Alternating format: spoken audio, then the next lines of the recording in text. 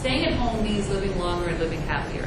The transition to managed care typically means depression, isolation, and a shorter lifespan.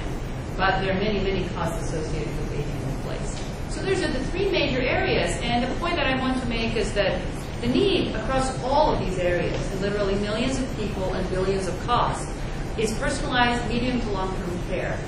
And this is a problem because there's cost and population size and growth trends that cannot be offset with anything that we're looking at today. And so we would like to tell you that the part of the solution is this human-centered robotics that can improve health outcomes and reduce costs. And specifically the areas that I want to mention are, one, monitoring.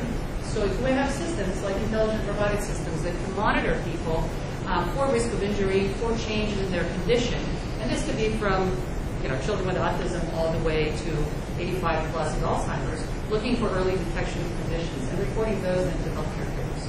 This can be going on continually in one's home.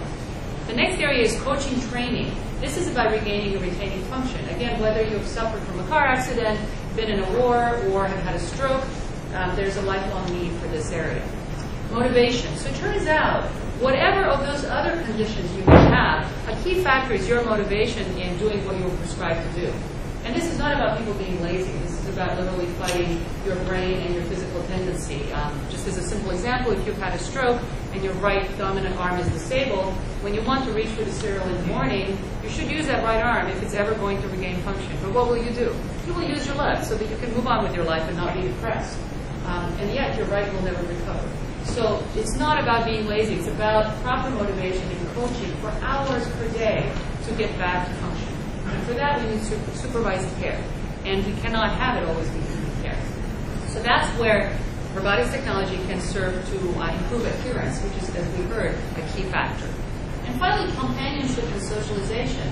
Issues of isolation and depression are looming very large in the aging population. But something that you might not realize also is that something like over 45% of our college students today are in some kind of antidepressant. So we have this problem of depression lifelong.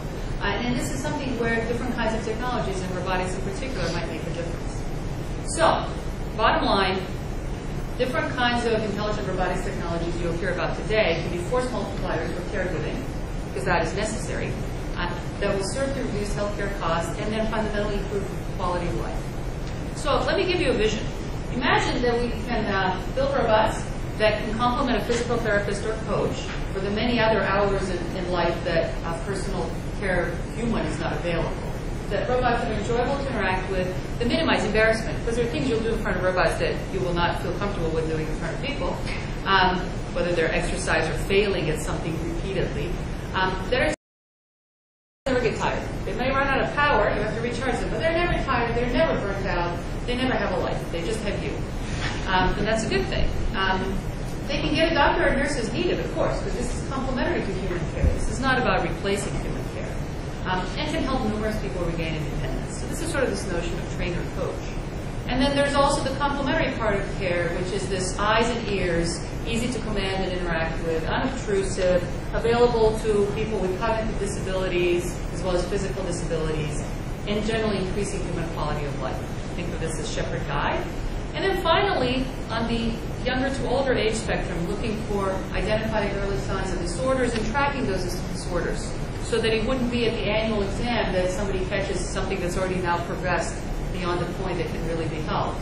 Tireless support again, and customizable. We hear a lot about personalized medicine. Well, this is really personalized medicine, an individual, one-on-one technology just for the specific user.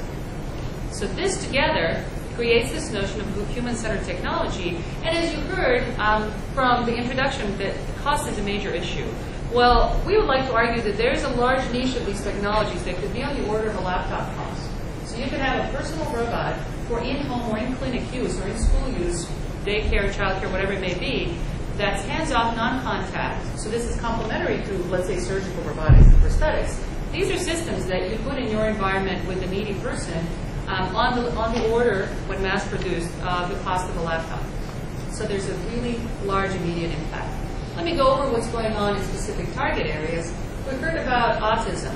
So we already know that robots, these kinds of personal robots, elicit social behavior from humans. So this is something that happens with kids and robots. Not all kids, of course, but a significant enough number to where there's promise. You see these kids starting to take turns to initiate play, to imitate, to point. In some cases, some children have smiled for the first time in their lives at a robot. So you have a child with autism who has never smiled, and he will smile at a robot. Now, how can we use this in a therapeutic way? So here are some examples you see of robots that have been developed and already tested in preclinical trials of children with autism. And they range from ball robots to tabletop robots to child-sized robots. I just want to show you a couple of videos to illustrate this. You see on the left really a boy who has a lot of trouble with social interaction and will not make eye contact or do anything with strangers at all, and yet he plays with the robot and imitates. And this, for a clinician, is a major breakthrough. On the right, you see a child that's playing. I'm not showing you audio, but this child will actually say things like, "Oh, now I know how my teacher feels." This is empathy. Again, not something that these children can readily do. So recalling that we have 1 in 150 children diagnosed with autism today, these kinds of technologies can make a huge difference in their lives. Stroke, again, one of the points that hasn't been made about stroke is that not only do we have this vast stroke population, but we have other conditions such as traumatic brain injury resulting from everything from car accidents. I'm from LA. There are more car accidents in LA every year than there are veterans coming back from war from traumatic brain injuries. This is a vast issue. To cerebral palsy and many others. Rehabilitation takes hours per day. And this daily hour-per-hour exercise has to be motivated and it has to be coached. And this, too, is where robotics can help.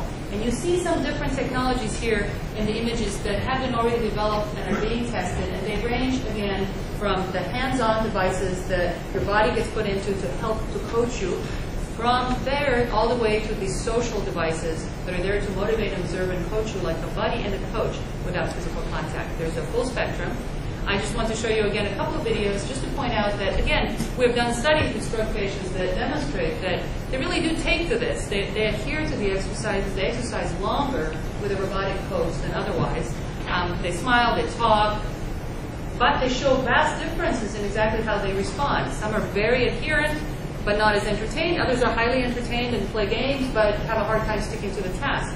So this is this issue of personal differences that customized technology can address. Recalling again that we have a new stroke every 40 seconds, this can make a huge impact in people's lives. Recalling again also that today, given that you need several hours of exercise per day, you get, if you're well insured, 39 minutes per week.